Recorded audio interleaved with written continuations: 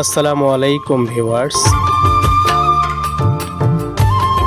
সন্ধ্যাবেলার এক কাপ চা, এটা শুধু তৃষ্ণা নয়, এটা একটা অনুভব।